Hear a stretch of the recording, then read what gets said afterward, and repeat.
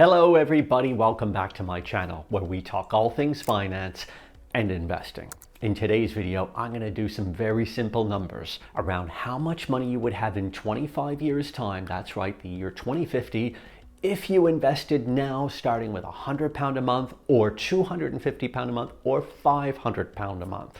Some really interesting figures that come out of this, and I'm doing this because I want to inspire you to start putting more money away. It doesn't matter where you are in the world. If it's £100, $100, €100 or whatever, the lessons are the same and the numbers are going to be the same in your own currency. So don't worry about any of that stuff. So let's get into it. If you're investing those figures for the next 25 years to 2050, you may think that's a long time away, but I can tell you right now the year 2000 feels like yesterday to me, and that of course was 25 years ago. So let this inspire you to hit some numbers and investment goals in 25 years from now.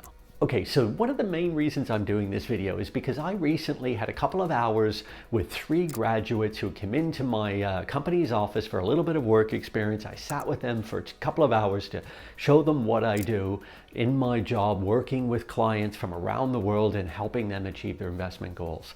And these were very smart people, great degrees from good schools in finance or economics, and I was super impressed. But I thought I'm going to introduce them to something differently, and I got out an investment calculator. By the way, I'll put a link to a couple in the description, so do click on those. And I started running some numbers in and around how much they would have if they started now by investing a small amount like £100 or 250 or 500. And the numbers absolutely blew them away, and they never even had any training or education or anything in this stuff in personal finance and the numbers. So even though they had some great degrees behind them, the real fundamentals were not taught. And I think that's a real shame. So I want to try and pass this knowledge off to you guys. So that was my inspiration for doing the video. So let's get into the numbers now. All right, so I'll put this bar chart up, which I did this morning in preparation for the video. And look, it's really simple. So all we've done here on the y-axis, we have the future value. So the total savings amount you would have in the year 2050. So that's 25 years from now, obviously. Okay. And depending on the monthly contribution and the annual return rate that you would get. Okay. So starting off with 4%. Now that's a number I took for some sort of inspiration if somebody put it in a high yield savings account or maybe short dated government bonds, but basically a cash investment rate of 4%, which by the way is a lot higher than it's been for the last 25 years, where it's been around 2 or 3%. But I thought I would be a little bit generous on that one. I took 6%, which is the FTSE 100's average return over the last 25 years or so. And by the way, that number of 6% is kind of standard for the average pension fund return here in the UK as well, and no doubt in the country that you're watching from. I then took an 8% return, which is basically the return of the world's most developed markets, global stocks, MSCI World. And then at the top end, I went with 10%, which has been the S&P 500's return kind of over the last 25 years and even going back 100 years. And I wanted to really illustrate this for you to get an idea what contributing £100 a month, 250 or even £500 a month, what you would end up with. So if we went at 4% and you did £100 a month, by the year 2050, you're only going to have a little over £52,000. But if you went up to £250 a month, well, you'd be a little bit higher there at £131,000. And of course, if you manage to get £500 a month at 4%, which is a very low return, of course, and I'm not endorsing that you do this, but you would still have a pretty tidy sum of $263,000, almost $264,000. Okay, so what if instead of putting into a bank account, you decided to put in the FTSE 100, the benchmark index here in the UK? Well, you would have 71,000. If you did £100 a month, you would have 178,000 at £250 a month, and a pretty tidy sum of £357,000 if you manage to get £500 a month in there. Not bad at all. Now though, for the next leg, we're starting to see some big differences here, especially when you compare it back to our 4% bank return. Okay, at 8% global stocks, you're looking at almost £100,000, £99,000 or so if you did £100 a month, and £247,000 at £250 a month, and a very nice £494,000 if you were able to find £500 a month for the next 25 years. Not bad numbers when you hit 2050, okay?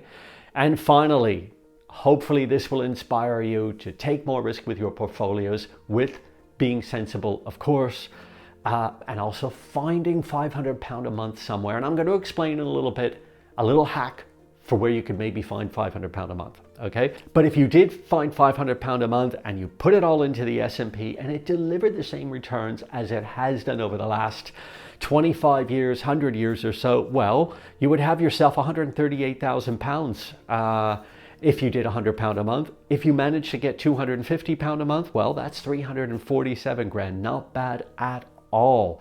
But if you were able to find £500 a month for the next 25 years and the S&P returned what it's done over the last 100 years or so at 10%, you'd be almost at £700,000 in your account, which would be absolutely great going and obviously set you up very nicely to hit £1 million in your account. Some really interesting numbers there, but look at the differences at 10%, say, for the S&P 500 or 4% on the bank account, which sadly too many people are putting their money into bank accounts nowadays, cash ISAs, and getting only 3 or 4%, and therefore are going to have really low numbers in 25 years time if they continue to do this. Okay, so you may watch this and think, Jeff, I can't come up with 100, 250 or even £500 a month. Well, I thought, okay, let's run some numbers here to get an idea. All right, so the average salary in the UK is £38,000. And if you're working to get that salary, which you would need to be, then you'd have to be invested in a pension plan with your work. They're required to do so. Your company has to deposit at least 3% of your salary into the pension, and you have to have 5% deducted from your salary to go in there as well. So that puts you on an 8% contribution rate for the year. So £38,000 times 8% of your salary to go into the pension, you're looking at around £2,040 per year. Not bad. That's going to be invested. Break that down per month, and there you have £253 a month. So if you're on the average salary, you should be putting away at least £250 a month into your pension plan.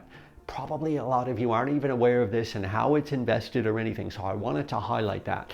And that's how easy it is to get the £250 a month. Of course, the best thing is, in addition to that $250, if you're somehow able to cut back on your day-to-day or week-to-week spending and find another $250, then bang, there's your £500 per month that's going to be invested. Now, the thing is, most pension funds and workplace pensions, they tend to be invested quite conservatively, and you're probably going to get that 5 to 6% return. So therefore, you'll have those numbers I showed a moment ago that you can expect in 25 years time. Now, if you're happy with that, then no issue at all. But if you're not, what can you do? Well, you could open a self-invested personal pension. This is going to enable you to take control of that pension plan. You could have the money invested through your own account, and you could buy exchange traded funds in things like the S&P 500 or the MSCI World or whatever you want, the FTSE 100 or something like that, and do that through exchange traded funds. That's if you want to try and get up to an 8 or 10% return. Now, it's worth noting nobody, and I mean nobody, knows what the next 25 years will look like in terms of returns. But if I think back to the year 2000, the end of the dot-com boom and everything, I can guarantee you that a lot of people were not expecting the 10% returns that have come since that time now. I personally wouldn't be at all surprised if we see 10% in the S&P 500 over the next 25 years or so on average, and probably similar numbers with the other things I mentioned, like the FTSE 100 or MSCI World, or bank accounts as well at around 3 or 4%. So those are things you need to think about and what your goals are in the next 25 years for your investment account. Imagine being in the year 2050 and having a portfolio worth 500, 600, 700,000 pounds and be well on your way to a nice comfortable retirement or hitting your goal, whatever it is. So the key to all of this is compound returns, and that's what makes your portfolio grow over time. I've done a lot of videos touching on this, but I really wanted to drill this point home because I saw what an impact it had on those 3 graduate students I spent some time with. They're ready to go, and they're super keen on hitting these goals over the next 25 years, and I hope you are too. The key to doing that, open up either a stocks and shares ISA or a self-invested personal pension plan to get all of the tax advantages that come with that. And then of course, automating that 100, 250, or even 500 pound a month into that account, automatically invested in to the funds that you want to go in, and then letting the markets and compound interest do their things for the next 25 years or so. Of course, if you can only start small, the key is to start small anyways. Don't think I don't have 250 pound a month or even 500 pound a month to do this, so I'm not going to do anything. I'll spend the money because it's helpless and I can't do it. Wrong attitude to have here.